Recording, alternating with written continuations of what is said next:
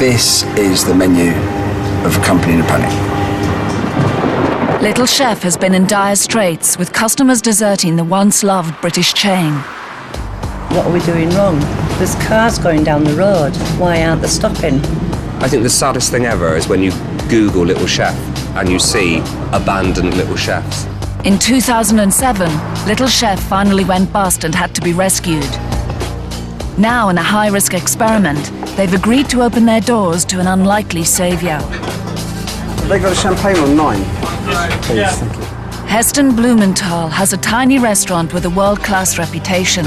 He's Britain's most creative chef, famous for conjuring up legendary dishes like bacon and egg ice cream and snail porridge. We can get it to a level where I'm happy with the dishes. Doesn't mean to say people in Little Chef are going to be happy with the dishes. Can Heston's magic reinvent Little Chef and bring customers back? Feeling like I'm just kind of trying to peer over the cliff and see what's down there. But I can't look too far in case I fall in. To succeed, Heston will have to transform the food. And the fish that's in there is cooked to buggery.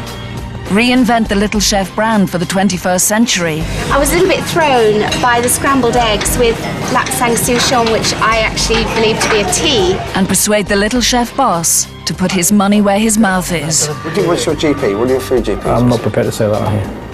You're not prepared to say it? Not on the television. I'm just going to carry on, that's it. Fucking. It's a huge clash of cultures. How on earth will a chef, famous for culinary perfection, turn out meals for under a tenner?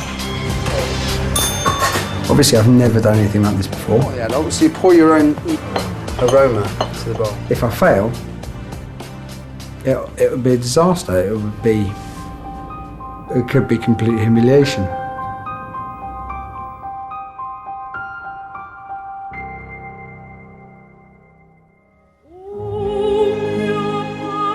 In the perfect exclusive village of Bray, lunch is being prepared at Heston's restaurant, The Fat Duck. Tomorrow he'll meet the Little Chef boss for the first time. At staff lunch, Heston talks to his team to find out what they think of Little Chef. So, have any of you not been to Little Chef? No. No? I went once when I was about 20. I went into Norfolk for some wedding. I can remember the whole kind of trip. And apart from the inside of a Little Chef, I think I might have got into a coma when I walked through the door. But it was always seen as like a treat, obviously, going to Little Chef. My favourite was scampi and chips. That's what, if it was good, I could have that. So what happened if you're bad then? Well, if you're bad, I think you just got a plate of chips. I think. How many times did you have scampi? But only once.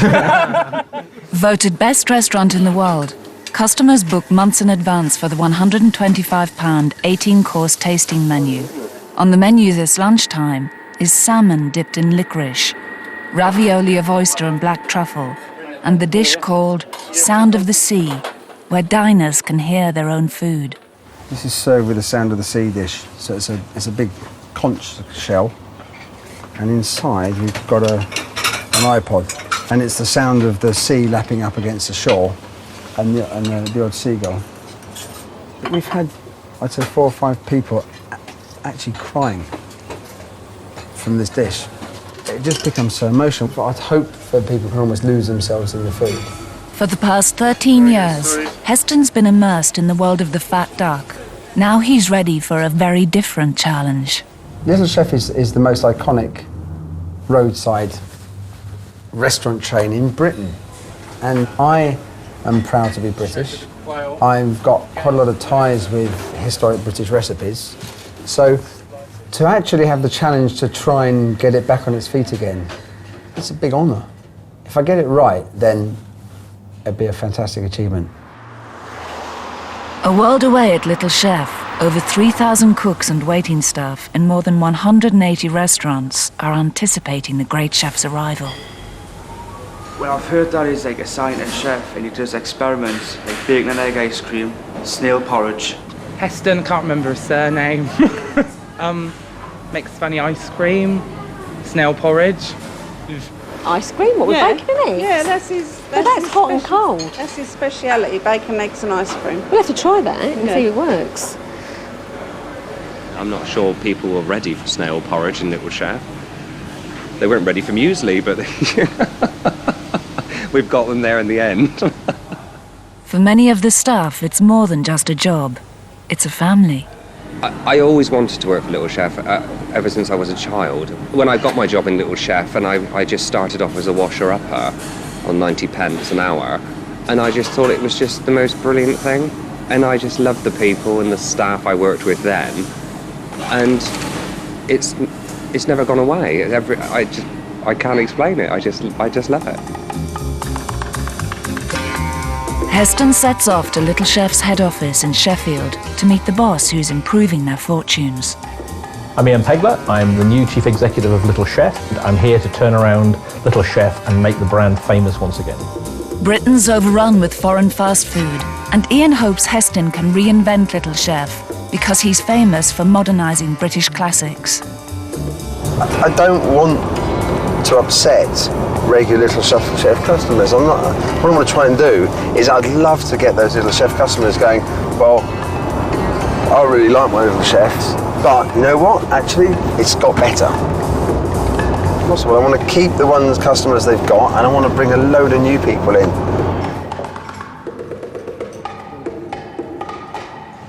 Good morning. Table for one, is it? Yes, please. Okay, if you'd like to follow me. Thanks. En route to Sheffield, Heston stops off at the Little Chef on the A38 in Derbyshire to sample the current menu. It's a big menu. I mean, there must be, God, 60, 70 dishes. It's a lot of dishes on there, haven't you? There's a fair few. How many do you have in the kitchen? Staff? Yeah. Just the cook that you can see. And wanting to sample as much as possible, Heston orders a selection from the bemused waitress. Chilli and rice, Thai chicken curry. Well, then you've got pasta provençal. Oh, there's a Greek dish, a feta cheese pasta, just in case, a bit of Greek in there. It's got more reference to Thailand and America and Hawaii and Maryland and everywhere else other than Britain. This is the menu of a company in a panic. Mixed grill. That's massive. It is. First up is the most expensive dish on the menu, the Mega Mixed Grill at £9.49. I think it's going to take me as long to chew this one piece as it did for this dish to arrive. Well, that chicken breast is dreadful. It's dry, bland. It's not great quality chicken. Is everything okay for you? Yeah, I'm just going to go through it now. I'll come back in a sec. Thank you. Next, Little Chef's famous all-day breakfast, the Olympic, at £7.25. Well, it is massive. I don't know how many people can actually eat all this at breakfast. You have an outdoor rear sausage. It's fine, but how much of the outdoor rear meat actually goes into the sausage? I think it's actually more of it's come from the baker than the actual farmer. And cooked the Little Chef way, scrambled eggs straight from the microwave, normally served on toast. It's rubbery. The texture's not good. It doesn't taste of anything. That's amazing. How did you do that? Okay. Forget all the glossy veneer stuff. Go back to the basics and get that sorted, and I think this might be at the heart of what's going wrong here. Serving the nation since 1958, 50 years of Little Chef. There's 55 million people in Britain? And 5 here. It's just not doing it, is it?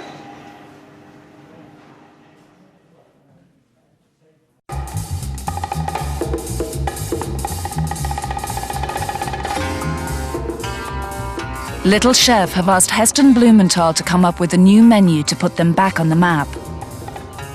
On his way up to see the Little Chef boss for the first time, he's just been into a restaurant to see what it's like.